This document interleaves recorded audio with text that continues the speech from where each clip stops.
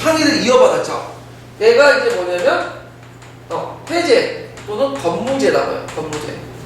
이것도 나중에 이제 칭호가 붙여진 건데, 이 건무제가 있는데, 이 건무제가 약간 몇 살 때 오냐면 20살 때, 약간 젊을 때 했는데, 그 후에 이제 그 밑에 똘만똘만한 뭐냐면 작은 아버지들이 있었어요.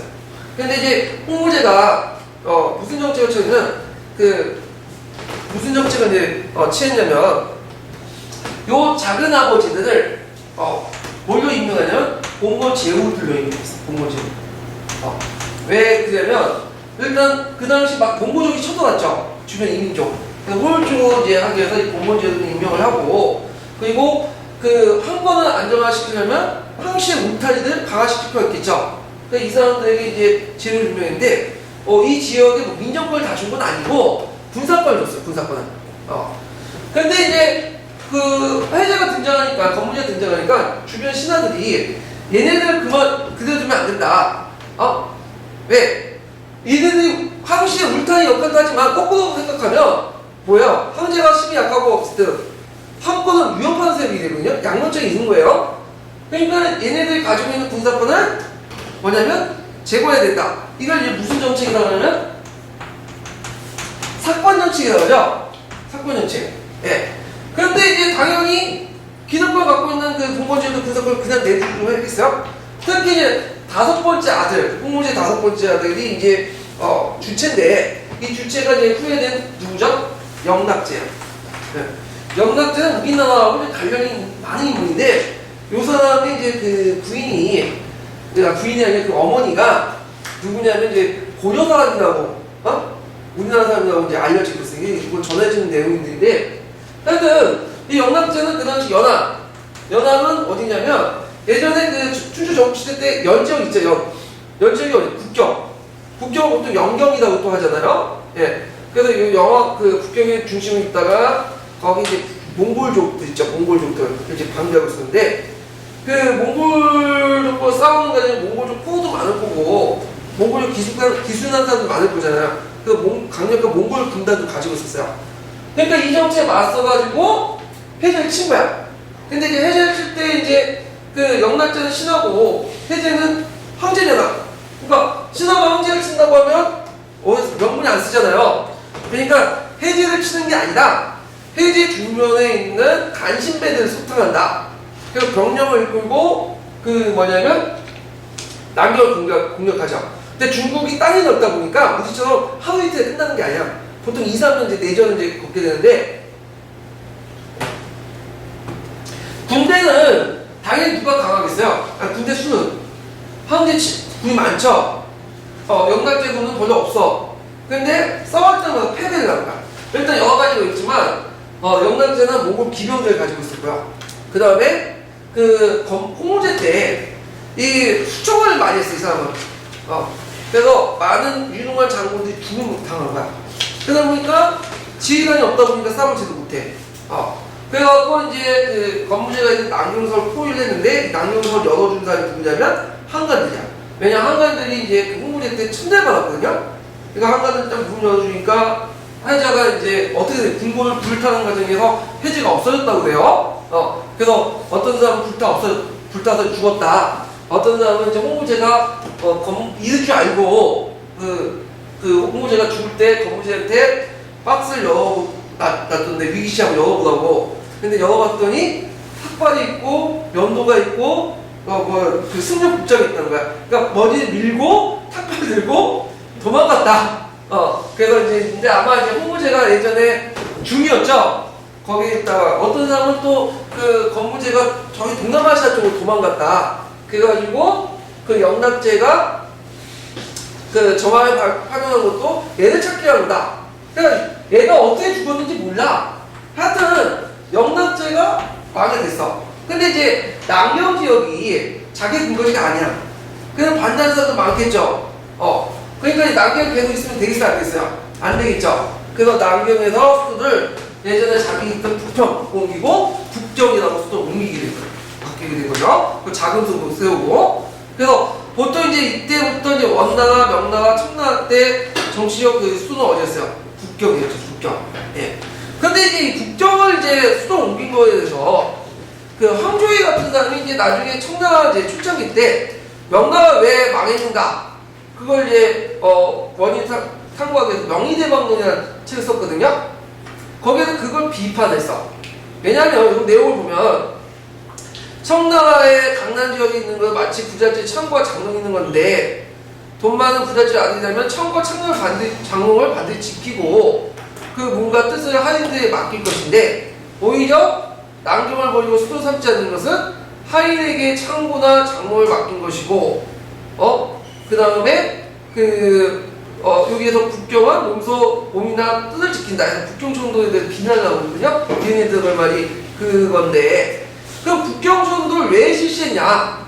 음악으로 나도 의도가 있겠죠. 첫 번째는 뭐냐면 아까 국토의 군업적인 발전을 깰 수 있다는 거. 왜냐하면 이제 송나라 이후부터 강남이 경제로 발전됐었잖아. 근데 수도조차도 남경을 정해놓으면 강남은 뭐겠어요? 정치, 경제, 중심지가 될 거고. 그러면 당연히 강국이 어떻게 되겠어요? 소외되겠죠? 그러면 이 명나라는 강남의 지방정권에 머물 수밖에 없습니다. 그러면 이제 전국적인 국토 운영 과정에서 정치는 강국, 그리고 경제는 강남. 그래야지 균형적인 발전이 맞겠죠. 그 다음에 두 번째는 남경은 자신의 근거지가 아니죠. 그래서 그 자신의 근거지를 옮기는 세력 근거지였고. 그 다음에 이제 그 세 번째는 북방의 그 몽골족들이 계속 붙여둬요.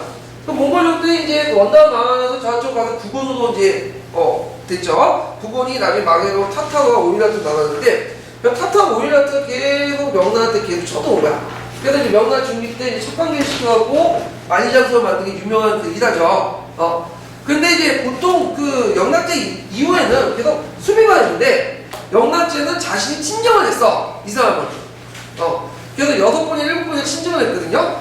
결국에는 영락제도 그 몽골족 공격하다가 병영원에서 죽게 돼요. 그 병 들어갖고. 예. 그래갖고 하여튼 그 북방의 지역의 방비의 중요성 몽골족을 치려면 그 기지로서 이제 북경을 두는 게 낫겠죠. 자, 이런 것들을 이제 염두에서 보시면 되고요.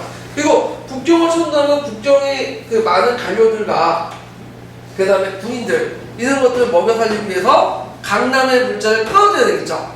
그래서 예전에 그 운하들 있는 것을 그 예전에 운하들이 버려져 있었는데 거기에 깊게 파고 왜냐면 큰 배를 왔다 갔다 하려면 일단 폭이 넓어야 되고 깊게 파야 되겠죠. 그래갖고 일종의 MB8 4대강 공사를 하게 된 거예요. 예. 그래갖고 이제 했다. 그래갖고 이제 이런 세 가지 내용들을 쓰시면 되고요. 요게 이제 관련된 기출문제는 이제 10년도에 그 무슨 관련된 문제가 나왔냐면 중국의 그 수도 문제가 나왔어요. 기억나시죠? 그 수도 문제에서 이제 유추해갖고 요걸 좀 공부해 주신 분들은 좀 쉽게 공부를 할 수 있어요. 근데 요번 기출문제 보면 거의 한 70~80%가 뭐냐 기출과 관련된 거예요. 기출을 따가지고 문제를 낸 건데 그럴 수밖에 없는 게 뭐냐면 이게 객관식적으로 어디 듣보잡 같은 문제를 냈거든요. 여기에서 진짜 쓸 사람은 거의 없거든요. 제가 듣보잡에서 그 선다는 맞히기도 하지. 요거 뭐 아예 모르면 못 쓰잖아.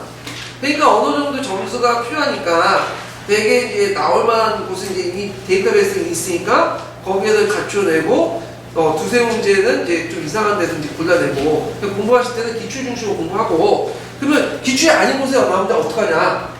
그냥 틀리면 돼요 그냥 그걸 굳이 맞추겠다고 막 할 필요 없어. 그리고 내가 시험에 나중에 떨어지고 나서 나중에 이제 시대와 외교 정책 같이 이제 그런 것은 이제 기출이 됐으니까 그때라도 분석을 열심히 하시면 돼요. 그거는 나중에 생각할 문제예요. 그래서 만점을 받아가지고 합격할 필요 없겠죠? 그러니까 합격만 하면 되잖아. 예. 그리고 그 학교에 가보시면 내가 몇 점 맞아갖고 합격하고 몇 등에서 합격한 거는 의미가 없어요. 예. 다 잊혀져. 예. 수석 합격에는 의미가 없거든요. 사시 공부하는 건 아니니까 그렇게 이제 알아두시고 그 다음에 2번 문제 보죠. 2번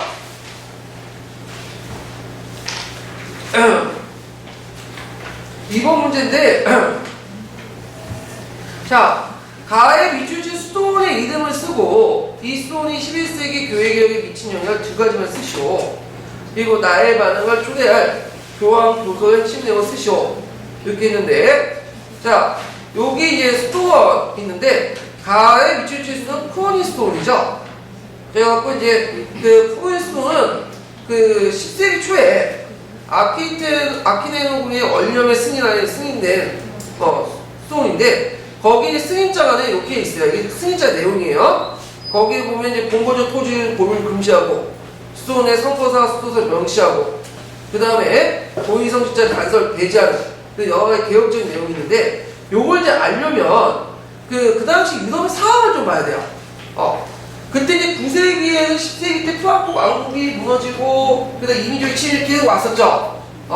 그러다 보니까 이제 그 중앙에 자신을 보호해 줄 수 있는 세계가 없는 거야. 그러면 농민들이나 성직자나 이 사람들 다 어디 가서 지방의 시민의 세력들 밑으로 들어가겠죠. 그때 이제 성직자들도 그 시민의 세력 밑으로 들어가게 된 거야. 그때 이제 그 제후들이 자기 영생을 위해서 자기 땅을 일부를 그냥 떼가지고 그 성직자들 교회에 기부를 해요. 그러면서 이제 어떤 현상이 일어나냐면 자기가 성직자이면서도 제후로 땅을 받았기 때문에 뭐가 되는 거죠? 제후가 되는 거야. 이런 제후들을 무슨 제후라고 하냐면 성직자 제후라고 해요. 성직자 제후. 이 성직자 제후는 주로 어느 지역이 많냐면 독일 지역이 되게 많아요. 독일 지역에 성직자 제후들이 많은데 근데 세상에는 공짜가 있어요 없어요? 없죠. 자기가 토지를 받은 만큼 그러면 제후가 그만큼 간섭을 할 수 있다는 교회 문제. 그래서 그후부터는 고위 성직자부터 그 말단 그 뭐냐면 신부까지 누가 임명을 하냐면 세속 권력들이 임명을 하게 돼요. 그래서 주로 뭐냐면 성직자 중에 자기가 친한 예 아니면 그 좀 성직자 아니어도 예 성직을 시킨 다음에 그 임명을 하거나 특히 제일 돈이 되는 것이 말단 그 신부들인데 신부들의 그 11조 걷거나 헌금 걷고 다 자기 돈이야. 지금은 이제 교회 원이지만 그러니까 이제 무슨 유착이 일어나죠? 정경 유착이 일어나요. 성직자 임명권을 갖게 되고 또 특히 뭐냐면 이들이 또 이제 돈을 이제 주물러 버리고 그리고 이 사람들이 이제 세속 신분에서 성직자들이 많기 때문에 결혼하게 돼요. 원래 카톨릭 신분은 결혼 못하게 돼 있죠. 왜 결혼을 안 해요? 천주교나 그 교회를 보면 아시겠지만 교회는 항상 문제가 되게 부정부패가 많잖아요. 왜냐면 처자식이 있기 때문에. 남자는 처자식이 있으면 안 돼. 깨끗이 살면 못 살아. 근데 처자식이 있으면 처자식을 먹여 살려야 될 거 아니야. 그러면 먹여 살리려면 해야 돼요? 자식들 있으면 귀여운 것들 요즘에 어떻게 돼서 내가 죽고 나서 얘네들 뭐 좀 재단에서 물려줘야 될 거 아니야? 그러면 부를 축적할 수밖에 없는데 교회에 뭐냐면 성직생활 하면서 어떻게 돈을 벌어? 없잖아. 그러니까 부정부패에 빠질 수밖에 없죠. 그러니까 결혼을 못하게 한 거야. 그런데 이때부터 성직자들이 결혼하면 처자식이 있다 보니까 이 처자식을 먹여 살리고 하기 때문에 부정부패가 더 많았을 것 같아요. 그래서 성직매매나 이런 그 성직자 매매나 그 다음에 성직 결혼 이런 것들이 부정부패의 원인이 될 뻔인 거예요. 네. 그러니까 이 크로니스톤에서 이걸 차단하자. 그래서 우리는 본거주 토지 보유 금지가 있다. 너네들이 땅을 주는 건 고맙게 아니라 이거는 순수한 마음에서 주는 거지. 너가 나의 국정내도 제후를 임명해갖고 제후를 해갖고 너 똘똘만이 되라. 그건 못 받겠다는 거야. 그리고 또 스톤 원장을 누가 임명해요? 돈을 이제 재정적으로 자기가 운영하다 보니까 이제 손바닥도 자기가 갖는 거죠. 자기가 이제 걷는 거고. 자, 이런 것들을 명시하는 거예요. 그래서 이제 세속 권력까지 탈피하게 되는 거죠. 그래서 이 크로니스톤의 개혁 그 모델이 그다음 전 유럽으로 이제 퍼지게 돼요. 그러면서 수천 개의 그 교회들이 참여하게 되고, 그러면서 이 크로니스톤 출신자들의 많은 그 중에 많은 교황들이 그 스톤 출신의 자리 크로니스톤 교황들이 배출하게 되죠.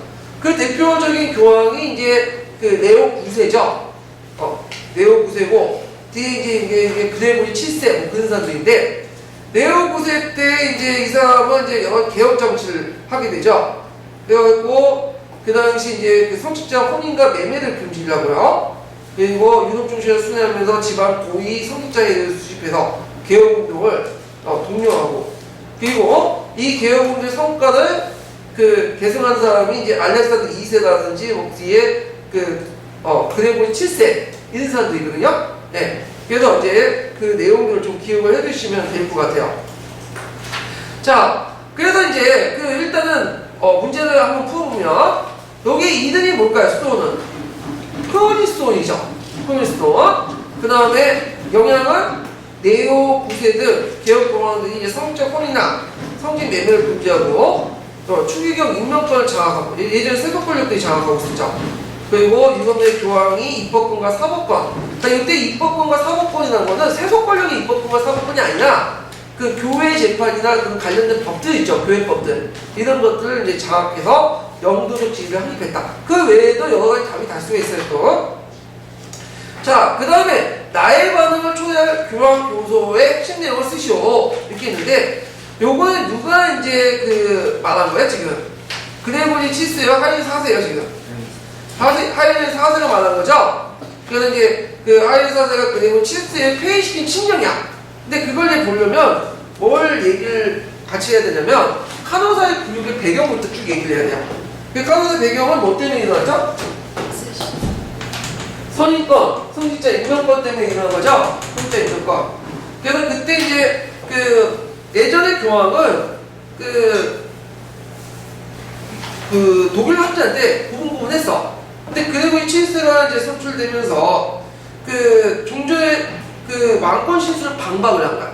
그게 무슨 말이냐면 그 예전에 이제 교황이 교회가 아니 현재가 주 교황을 임명을 했거든요. 근데 나중에 이제 바뀌어지지만 하여튼 그 막대한 영향을 행사하는데 그 근거가 뭐냐면 이 사람이 이제 그 황제의 권한이 인정하는 근거가 뭐냐면 그 국왕이 왕으로부터 뭐냐면 권한을 받았다. 국왕이 신으로부터 권한을 받았고 하나님 권한을 받고 국왕이 신으로 받은 그 왕이 통치자 임명하는 건 당연하자 이렇게 해주면. 근데 초창기 때 교회도 그걸 인정했어요. 왜냐면 그때 9세기 10세기 때 누가 갑이고 누가 의예요? 예?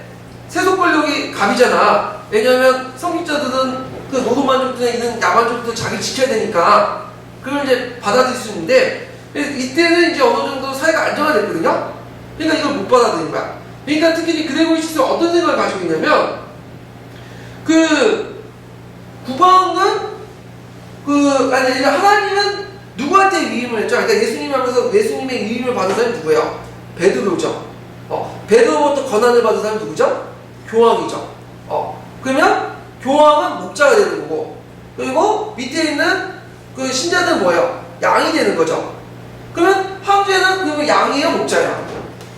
놀랬다는 양이죠. 똑같이. 근데 어떻게 양이 목자를 관리하냐? 말도 안 된다. 오히려 목자가 양을 관리해야지. 그리고 더 나가서 황제까지도 폐위시킬 수 있는 권한도 있다. 어디부터 신으로부터 권한을 인정받았다. 자, 이런 논리를 제공한 거죠. 그러니까 이제 하일 4세가 말을 듣지 않으니까 이제 충돌을 하게 되니까 그레고리 7세가 황제도 폐위시킬 수 있는 권한을 가지고 있다고 하면서 파문과 폐위를 선언해버린 거야. 그래갖고 이제 나중에 뭐 카노사 굴욕이 일어나고 그래서 다시 카노사 굴욕 끝난 다음에 자기 친생을 이제 결집한 그 하일 4세가 그레고리 7세를 공격하고 그 그레고리 7세가 쫓겨나가지고 저기 그 남이탈리아 돌다가 노르만족들 도움받고 죽게 되죠. 그 예전에 공원형 기초문제 나왔죠? 그 부분이 그때 이제 그레고리 7세가 노르만족들 도움을 받은 이유가 뭘까요? 그 예전에 뚱땅지 같은 문제가 나왔는데 그레고리 7세가 누구 출신이죠? 노르만 출신, 노르만. 네. 그 야만족들에도 이제 그 사람이 나왔는데 자, 하여튼 그거 관련된 거예요. 그래서 그 앞에 이제 그 베드로서에 입각해갖고 황제를 폐위시킬 수 있는 그런 거는 그 교황에게 황제를 폐위시킬 수 있는 권한이 있다. 그래서 그 생각을 이제 알 수 있는 것이 이제 뒤에 보는 게 뭐냐면 참고자료에 보면 그레고리 7세 교황의 지상권 주장이 있거든요. 예, 그래서 그 내용이 있는데 여기 뭐 1번부터 해서 23번까지 그래서 지상권이라는 것은 절대의 권력이 누가 있다? 교황이 있다. 교황의 권리는 어디로부터 부여받는다? 성 베드로부터 권한을 받고 성 베드로는 누구부터 부여받는가? 예수님부터 부여받는 거죠. 그래서 모든 그것들을 그 신자들 통치할 수 있고 심지어 황제도 폐위시킬 수 있다 라는 사고방식을 가지고 있었던 사람이 이 이 그대군이 7세예요. 예. 그러다 보니까 누가 충돌할 수밖에 없어요. 상대권을 강화시키는 하인 사세가 충돌할 수밖에 없겠죠. 이런 것들 이제 연결시켜서 이제 보시면 될 것 같아요. 자, 그 다음에 논술형 문제를 보자. 논술형. 예. 89페이지. 예. 자, 이게 이제 그 올해 최고 문제가 됐던 경복궁의 최고사 문제죠. 예. 이게 문제를 뭐 풀려면, 상당히 어려운 부분이 많은데, 일단 이제 그 보면, 자, 그 논술형 문제 보면, 가늘고 나의 니은과 디귿에 들어갈 학습활동 주체를 쓰고, 자, 역사 지식의 성격과 관련지어 밑줄기 기획과 니은의 차이점을 쓰시오. 그리고 현장 학습 활동 계획에 나타난 체교사의 학습자관을 쓰고, 그 다음에 그 경복궁 같은 역사 현장 자료로 활용할 때 기대될 수 있는 장점 2가지 쓰시오. 문제 되게 길어요. 그러니까 지금 물어보는 게 지금 일단 뭘 물어보는지 뭐는 구체 활동, 역사지식 성격, 체교사 학습자관, 역사 현장 학습 기대 한 4개를 물어보거든. 4개. 그럼 일단은 풀릴 수 있는 부분을 먼저 풀고, 그 다음에 뭘 풀어야 돼? 어려운 문제 넘어가는 게 낫겠죠. 이런 문제 나오면 어려운 부분부터 질질 끄면 점수 떨어져. 어차피 어려운 건 나도 못 푸니까 건너뛰고 먼저 풀릴 수 있는 부분, 쉬운 부분을 골라 딱 캐치를 해야겠죠. 자, 가능 학습 목표가 있고요. 경북탕에 가는데 나는 이제 그 현장 학습 활동가 있고, 그 다음 사후 활동 이제 계획을 했어요. 학습 활동 계획을 했는데, 일단 이제 그 제일 풀릴 수 있는 부분이 뭐가 뭘까요? 제 생각에는 역사 지식 성격이라고 이제 볼 수가 있거든요. 딱 보시면. 자, 현장 학습의 활동의 안내자로, 건국의 안내자로 있고, 그 다음에 돌아오고 나서 이제 영어자를 또 수집해갖고 만든 학생들만 안내자라고 했죠. 자, 그 앞에 있는 안내자는 학생이 어떤 것들이 개입돼서 들어갔어, 안 들어갔어? 안 들어가 있죠. 그냥 주어진 거잖아. 그러면 요때 지식과는 뭐겠어요?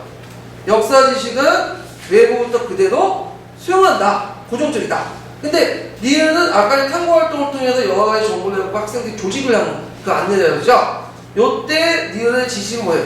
역사 지식의 인식 주체에 따라 상대 구성을 한다. 자, 이걸 뭐 물어보고 있는 거야, 지금? 구성주의 인식론을 물어보는 거예요. 구성주의 인식론. 그래서 기억하고 이해 부분은 크게 뭐 문제될 건 없어요. 이건 쉽게 풀리죠. 자, 그 다음에 한 문제 지켜두고, 자, 그 다음에 이제 4문제 중에 또 뭐가 이제 하냐. 자, 체교사의 학습자관과 역사학습의 현장 기대. 요건 있죠. 자, 체교사 학습관은 뭐 딱 보기에 지금 그 학생들에게 뭐예요? 학생들도 나오는데 역사 수업에 참여시켜가지고 활동을 통해서 해석을 해야 된다. 그 내용들이죠. 활동들은 강조하죠. 요게 이제 어디 나오냐면 갈색책 부분에 있어요. 갈색책 부분에 이제 그 활동사항도 있는데 잠깐 이제 그 교재들 펴시면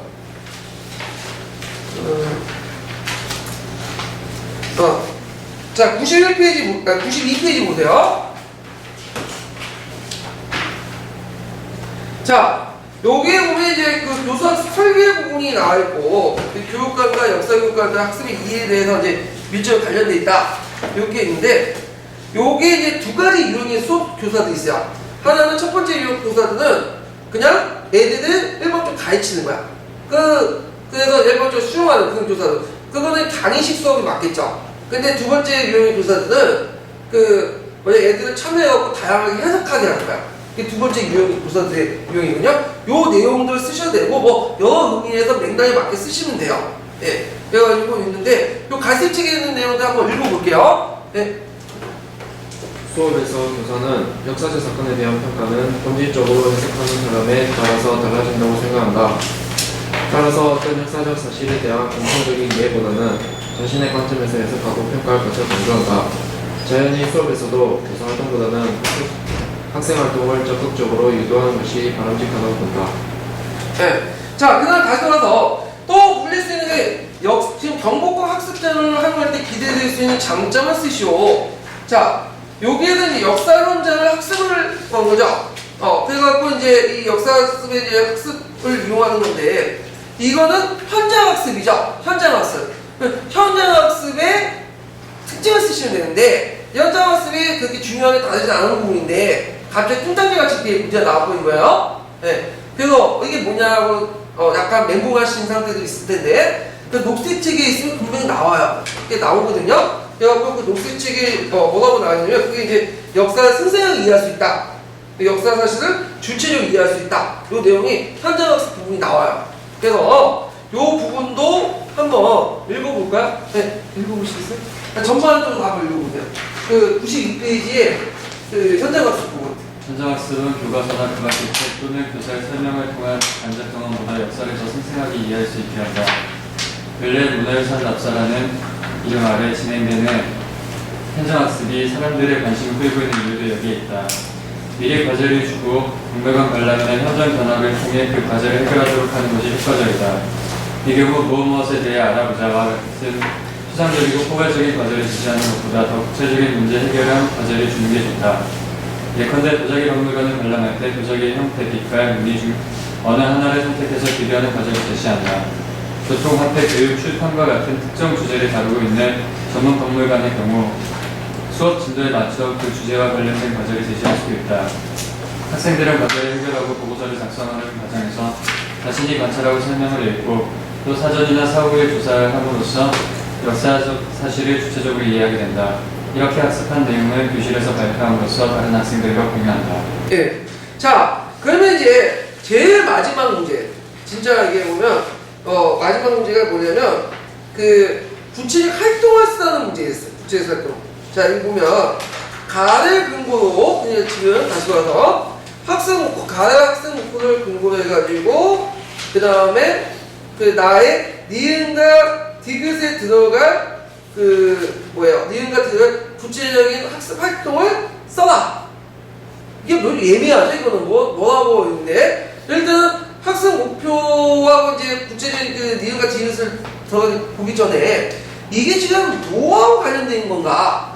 자, 요거는 현장학습하고 주제학습 활동하고 관련돼 있어요. 자, 일단은 제가 이제 볼게요. 보통 어떤 분들은 이걸 다 봤을 때 탐구활동하고 관련돼, 탐구학습하고 했는데, 탐구학습은 항상 융합적이죠. 탐구학습은 총괄이나 다양한 학습 활동에 적용할 수 있어요. 그렇기 때문에 현장학습이나 그다음 주제학습하고 하는데 이게 공식이 딱딱 맞아 떨어져. 자, 보면 자, 주제학습인데 자, 주제학습의 이제 활동 절차를 볼게요. 일단 이제 탐구 주제를 결정하죠. 첫 번째 단계가 그리고 관련된 구체적인 사례를 조사해요. 그리고 과제를 해결하고 또는 여기 마지막 단계로 토론 또는 보고서를 작성하죠. 그래서 주제에 대한 이해를 심화시키는 단계. 요 단계. 자, 그러면 이제 잠깐 보충 페이지 16페이지 보세요. 16페이지. 자, 여기는 파란 책에 있고 녹색 책에 있는 부분인데, 자, 이 주제학습을 할 때 탐구학습 방법을 결합해야 되는데, 요 아까 지나간 것처럼 탐구 주제 결정, 그 다음에 사례조사, 과제 해결, 그 다음 토론 보고서 작성 이렇게 돼 있어요. 네. 그래서 이거는 이제 예문이 이제 신학문 개척과 관련된 부분이거든요. 근데 이게 주의할 때 뭐냐면 단순히 주제 조사가 필요 문장을 뺏겨서 오는 수준에 정리해서 하는 것이 아니라 주제에 들어가 있는 구체적 사례를 제시한다. 이게 핵심적인 것은 뭐냐면 구체적 사례를 조사해야 돼요. 그래서 이걸 제시해야 돼요. 및 제시를 해야 돼요.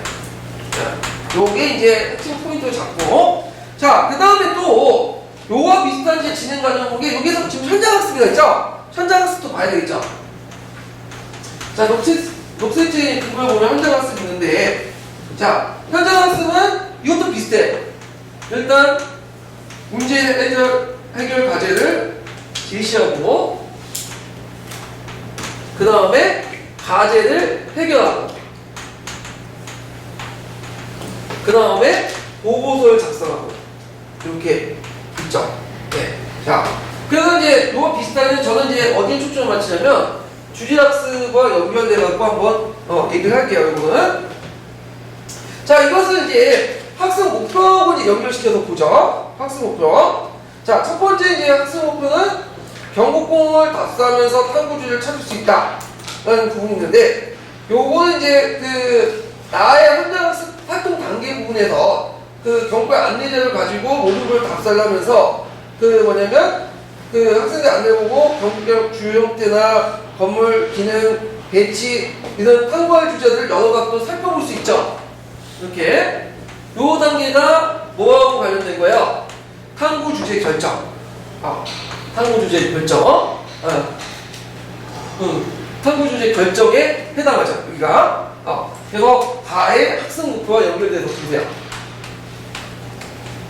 그래서 이제 경북을 답사하면서 그 학교에서 배운 지식을 확인하고 더 알고 싶은 탐구 주제를 할 수 있다. 그래서 현장 학습 활동에서 첫 번째 단락, 첫 번째 문장 있죠. 안내자를 걸고 도와다니는 그 단계가 이제 요 가와 관련된 학습 목표와 이제 관련된 부분이고요. 자, 그 다음에 이제 두 번째 단계가 뭐냐? 자, 두 번째 단계가 이제 니은에 들어갈 말이 이제 요거에서 이제 여러 각도를 살펴보고 탐구 주제를 결정해야 되겠죠? 탐구 주제. 그래서 이제 니은을 이제 보면 여기 단계 여기 있는데 여기 탐구 주제를 이제 그 결정을 하는 여기 또 단계 나는 여기 또 들어가요. 나 탐구 주제 결정. 그래서 나의 경북에서 알고 있던 지식과 주어진 정보를 새롭게 해석하여 다음 자료의 탐구 주제를 해결할 수 있다. 그리고 있는데 여기가 이제 나의 일부분까지 들어가죠. 일부분. 그러면 요 나에서 니은에 들어갈 자료는 뭘까요? 니은은 여기 보면 경복궁의 역사 결정 자료를 살펴보기도 한다. 그리고 요게 이제 뭐냐면 그 탐구 주제는 이제 그 뭐냐면 제가 말이 잘못했네요. 네, 제가 잘못 설명했어요. 그 나부분까지는 여기 탐구 주제 결정까지 해가지고 여기 뭐냐면 그 현장학습 활동 내용이 니은까지 다 들어가요. 니은. 예. 탐구 주제 결정까지 그 가와 나가 가의 첫 번째 학습 목표 설정과 두 번째 학습 목표 설정이 첫 번째 학습 목표가 그 현장학습 활동까지 다 들어가요. 그래서 경복궁을 탑사하여 학교에서 배운 지식을 확인하고 더 알고 싶은 탐구 주제를 찾을 수 있다. 거기가 이제 현장학습 활동 내용까지 다 들어가는 거예요. 그러면 니은 들어갈 말은 뭐냐면 탐구 주제 결정이죠. 탐구 주제 결정. 이렇게 좀 수정해서 드세요. 그래서 여러 가지가 있지만 저는 경복궁의 역사 결정까지 살펴보기도 한다. 그 외에 뭐 경복궁에서 왕가 일상생활 어떻고 이런 것도 이제 설정할 수 있고요. 그 다음에 이제 두 번째 이제 학습 목표는 사후 활동으로 들어가자. 자, 그래서 도와왔어. 그래서 경복궁에 대한 추가 자료를 수집하고 안내 자료를 정보를 선별한다. 이게 이제 뭐하고 관련된 거죠? 학습 목표 두 번째하고 관련돼 있죠. 그리고 나서 요때 이제 활동사항을 탐구 주제에서 이제 구체적 사례를 조사를 해야 되겠죠. 그러면 그 디귿에 들어갈 그 학습 목표 이유와 관련된 디귿에 들어갈 것이 뭐겠어요? 임진왜란 이후에 경복궁이 소실되었다가 흥성대원 이후에 재건된 사실을 구체적으로 제시한다. 요게 들어가겠죠. 여기 구체적으로. 자, 여기까지가 넘버 2. 학습 목표와 관련된 거고. 그 다음에 그 완성된 자료를 발표하고 모든 그 다른 모둠의 안내를 비교해 본다. 여기가 이제 과제 해결. 그때부터 토론학습 자결. 넘버 3번에서 가죠. 3번의 학습 목표. 예. 그래가지고 이렇게 해가지고 제가 구성을 해봤거든요. 정리해서 이제 말하면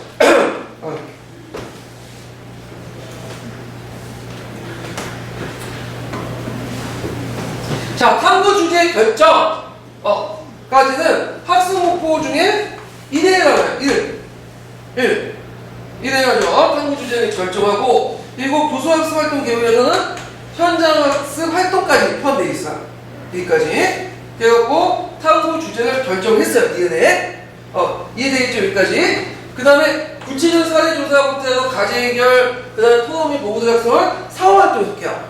그러면 학습 목표 2에 해당하는 것은 어디까지예요? 학습 이해를 해결할 수 있다까지 여기 2 여기까지 꺼내요. 2 여기까지 있고 그 중에 제시를 할 때 구체적 사례를 통해서 제시를 해야 되겠죠. 그래서 기업과 관련된 탐구활동 기업과 관련된 연구를 제시를 했어요. 네, 해결했죠. 그리고 완성된 안내자를 발표하고 다른 모든 안내자를 비교해 본다는 것은 학습 목표 3에 속하죠. 3. 그래서 학습 목표 1번, 2번, 3번. 여기 탐구적 주제는 학습 1. 구체 사례조사부터 과제 해결까지는 그 사후활동 첫 번째, 두 번째, 세 번째까지. 세 번째는 2번 학습 목표 속하고 마지막 네 번째는 세 번째 학습 목표 속하죠. 이렇게 연결시켜서 볼 수가 있겠죠. 그래서 상당히 좀 어려운 문제인데 좀 예민하고 나야나한테 해석을 했는데 이 부분이 다른 분들이 다르게 해석할 수 있어요. 요거는 제 생각일 뿐이고요. 예. 자, 그래서 요 내용들 이제 좀 기억을 해주시고 그 뒤에 넘어가서 이제 2번을 보죠. 2번.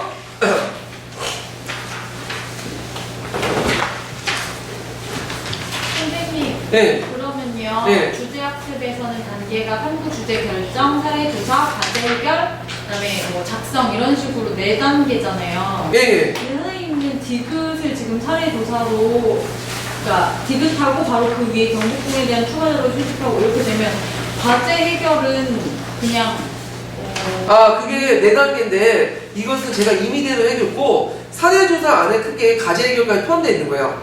과제를 해결하는 사례조사인데 왜냐면 이 단계는 제가 그냥 임의대로 표시해 놓은 거거든요. 그러니까 탐구 주제 결정, 사례조사 과제 해결 여기까지 2단계고 그 다음에 토론 및 보고서 작성 3단계인데 탐구 주제 결정은 학습 목표 1항에 해당하는 거고 사례조사 과제 해결은 아까쯤에 학습 목표 2에 해당하는 거고 토론 보고서 및 작성은 학습 목표 3에 해당하는 거야. 근데 물어본 게 이제 탐구 주제 결정은 그 여기 나오는 이제 그 현장학습 2에 해당하는 부분이고요. 그 다음에 사례조사 이제 과제 이제 사례조사 부분에 해당하는 탐구조사 디귿에 해당하는 부분 이해되시겠죠? 네, 이런 네. 선생님께서는 지금 디귿에 대한 뭔가 모범 답안이랄까? 이걸 네. 사례조사로 했지만 뭐 사례조사나 과제 해결 이런 식으로 썼으면 네, 맞죠. 왜냐면 아까 말했죠. 이게 제가 너무 그분들의 생각이 들어가 있기 때문에 제 생각이 어떤 건가, 그분들의 생각이 어떤 건가 생각을 해서 낸 거기 때문에 다양한 방법에서 나올 수가 있어요, 답이. 그래서 이걸 딱 내가 이게 답이라고 말할 수가 없어, 이게. 확실한 답은 뭐냐면, 그 모범 답안을 까봐야 알아.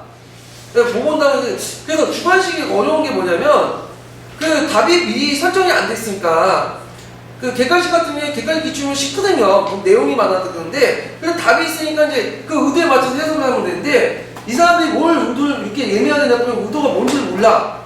그래서 상당히 주관적인 개입이 들어갈 수 있거든요. 그래서 그 앞에 이제 서두에서 제가 밝힌 것처럼 이게 주관성이 들어갈 부분이 많다는 걸 좀 염두에 두고 참고자료만 여기시지 다른 것도 되게 많다. 그래서 제가 요번에 새롭게 이제 준 게 뭐냐면 그 밑에 학습자 답안도 집어넣고 그 다음에 그 밑에 이제 그 토론 내용 게시판 내용에도 다 적어놨어요, 제가. 공부하실 때도 요 부분들 같이 보면서 다른 사람의 생각이 또 어떤 건지 한번 보시고 그리고 뭐 자기 생각 그렇다고 하면 게시판에 올려주시면 더 고맙고요. 예. 그래서 구성주의 학습 방법을 했으면 좋겠죠, 이렇게. 자, 하여튼 이렇게 있고요. 그럼 아마 이 문제는 이제 다음에 제 생각에 별로 안 나올 것 같아요. 이렇게 예매하고 그런 문제들은 너무 힘들어. 자, 그 다음에 이제 2번 문제를 보죠.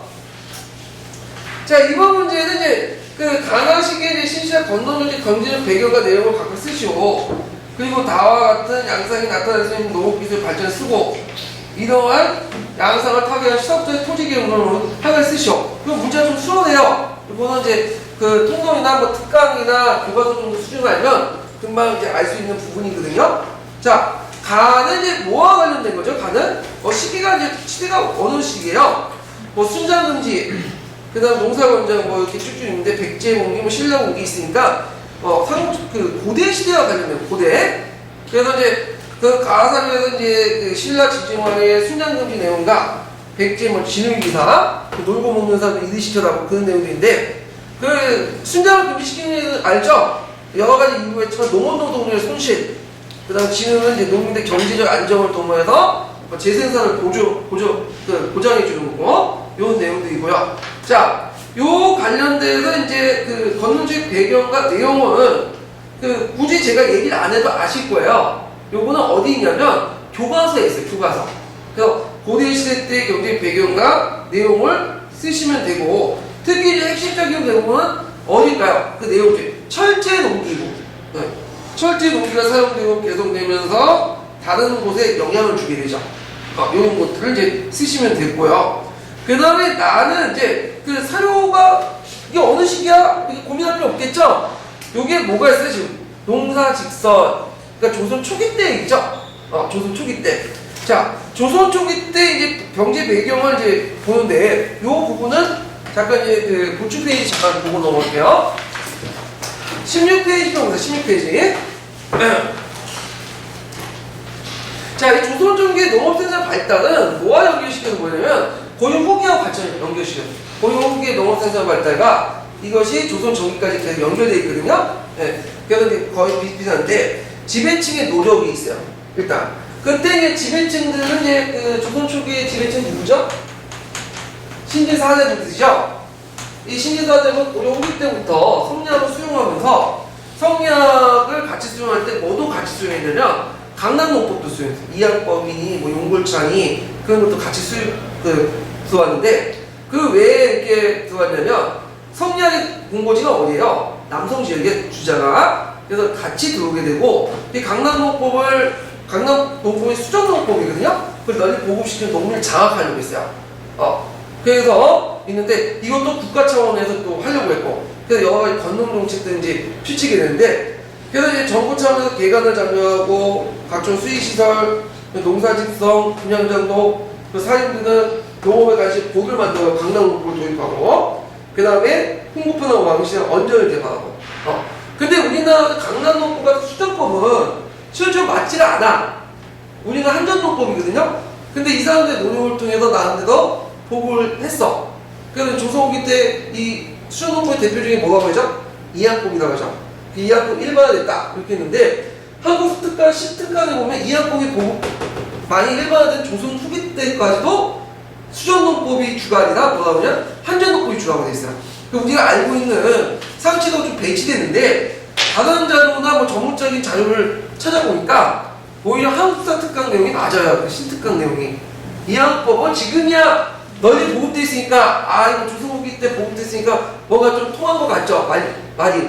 근데 그 당시에 저수지 만들기 힘들고 그 우리나라는 산지가 많기 때문에 숫자를 썼다고 해도 그 기록에 보면 용골자 썼다고 해도 안 돼. 잘. 일본이나 중국은 평지기 때문에 그게 되는데 우리 산지 때문에 그게 안 된다고 그게 기록이 나와 있거든요. 근데 그거하고 좀 배치된 사람들이 많은데 힘들었어. 근데 지금 왜 가능하냐? 지금이야 뭐 제 트럭 동원하고 땅 빼치고 뭐 발전기 돌려버리면 금방 가능하잖아. 그러니까 지금이야 그게 가능하지만 이게 안 됐다고. 근데 일단은 뭐 교과서 관점이니까 그렇게 이제 파악을 해두시고, 자 농업형태의 변화도 여러분도 알다시피 2년 3작이 시행되거나 그 다음에 그 농농사 보고 이모작이 가능하거나 목화재배 이런 것들 이항법이 이제 조금씩 보급되기 시작하고, 특히 농업 생산을 발달해서 이제 12법, 연장산경, 농기구 개량 이런 것들이 이제 쭉 있죠. 자 그러면 여기에서 이제 눈여겨볼 게 뭐냐면 왜 고려 후기 때부터 조선 중기 때, 조선 초중기 때 왜 이런 농업 생산의 발달이 일어났나? 배경을 알아야 되겠죠. 일단은 중농 정책의 실시도 볼 수 있고, 그 다음에 또 신흥사대부들이 수준농법이나 강남농법 보급도 있고 등등등 배경이 있는데, 요게 좀 문제는 인구 증가도 무시할 수 없다. 인구 증가도. 왜냐, 왜 인구 증가냐면 고려 그 13세기 때까지 한 외적의 침입을 받다 보니까 인구가 어떻게 돼요? 손실되죠. 근데 이제 어느 날 간섭 때부터 이제 평화가 찾아오니까 인구가 증가돼요. 그리고 또 항약 보급 운동해가지고 이제 예전에 이제 그 의료 혜택을 받지 못했던 많은 사람들이 항약은 뭐예요? 중국 의학이 아니라 주변에 있는 그 사천에 있는 그 약재를 이용해갖고 뭐냐면 치료할 수 있는 거죠. 그 고려 말기 때문에 항약 구국밥이나 이런 것들이 나오면서 이 의료 혜택을 받으면서 인구가 증가되게 돼요. 그런 것들이 많은 인구가 농업 생산력을 또 증가시켜야 되죠. 농업생산 또 증가시키면 또 인구도 또 증가시키는 그래서 선순환 구조가 일어나죠. 예. 지금 이해가 못했죠. 지금이야 나와서는데 인구가 여러 가지 증가가 하지 않죠. 오히려 감소되는데 노령화 되고. 예. 그때는 먹을 것만 있으면 뭐예요? 삶의 질이 중요한 게 아니기 때문에 양만 중요하기 때문에 인구를 많이 증식시킬 수 있어요. 네. 자, 그럼 관련된 그 기출 분포표를 잠깐 읽고 넘어가 볼게요. 그 맥데이 이제 보시냐면 농업 부분과 관련되었고 인구 증식과 관련돼서 볼 게 뭐냐면 97페이지 신특강 부분에 좀 나와 있는데 그 신호 한국사 특강 부분에 그 첫 번째, 두 번째, 세 번째 단락 있죠. 그 농업기술의 발달 부분 있죠. 요거 한번 읽어보실까요? 농업기술의 발달은 농업기술의 발달은 인구의 정식을 절대적으로 필요로 했다. 아무리 기술이 좋더라도 경적 노동력이 제한되면 성과가 적을 수밖에 없다. 고려 말의 사대부들은 인구 정식에 대해서 큰 관심을 가졌다. 고려 시대의 인구는 연평별 증가율이 0.2% 미만인 정세입니다. 이것은 한상의 부부가 낳은 자녀들이 온전하게 성인으로 자라는 수가 2~3명에 불과한 상태를 의미한다. 이 상태는 고려 후기부터 변하기 시작하여 조선 초기에는 0.4에서 0.5로 크게 향상된다. 성인에 이르는 자녀의 수가 3~4명에 달할 정도로 크게 바뀌었다. 현재까지 추정된 인구수 중 가장 신뢰되는 것에 따르면 고려 중기에 350만 명을 넘지 않은 인구가 조선 왕조 개창 전후 550만 명 정도로 증가하고 1510년대에 1000만 명 선에 육박할 정도로 지속적 증가가 있었다. 네. 근데 여기에서 이제 인구는 어떻게 알았느냐? 물론 호적을 통해서 알 수 있지만 호적은 그 여자나 그렇게 이제 미성년자 인구까지는 알지 못하거든요. 그래서 이제 학자들은 그 주로 이제 모지명 같은 거 있죠. 그 모지명의 이제 평균 수명 같은 것들 연구해가지고 아는 방법인데 이때 평균 수명이 좀 길었다고 그래요. 예. 근데 이제 유아 사망률 때문에 약간 많이 많이 깎아먹었어요. 그 예전에 이제 패스트가 천연군이 혼역이니 하면서 많이 죽게 되거든요. 예. 그래서 이제 1510년대 1000만 명이었고 일제시대 때는 2000만 명. 지금은 남북한 인구가 8000만 정도? 그래서 요즘에 인구가 뭐 준다 막 걱정하는데 제가 걱정할 게 없는 게 뭐냐면 조선시대 때는 잘해봤자 2000만이었어. 2000만. 그리고 인구가 줄어봤자 나중에는 이제 인구가 어느 선점에 돌아가면 그 사회적 부는 이제 그대로 인구가 줄면 그만큼 1인당 부를 많이 획득하게 되죠. 그럼 또 자동적으로 또 애를 많이 낳게 돼요. 어느 반동인데 그래서 요즘에 뭐 저도 결혼 안 했지만 이 나이에 여기 너무 결혼을 하라고 이게 체근할 필요는 없을 것 같아. 네. 자, 그 다음에 다는 이제 우리가 알면 박문수라는 사람이 나오죠. 비변사 등록이 나오고 이게 그 18세기 내용인데 영조 때 그 내용인데 요 다 관련된 사료는 이제 뭐와 관련된 거냐면 이학법이 널리 보급되면서 그 농촌에서 양극화 현상들이 일어난다. 그 관련된 내용들이 나오죠. 그러면 이제 좀 보고요. 첫 번째 달려볼게요. 자, 신이 호소에 오랫동안 있으면서 민폐를 입게 알고 있어. 감히 이를 전달하고자 한다. 그래서 이제 그 농민이 이들 말씀을 정당 모두 사업이라든지 항조라든지 부에게 점유되고 있습니다. 그리고 그들이 경쟁을 따른 병작이 아닌 것이 없고 병작은 여기에서 이제 말하는 게 뭐냐면 타조법이에요. 그리고 많이 얻은 자야 십두락에 불과합니다.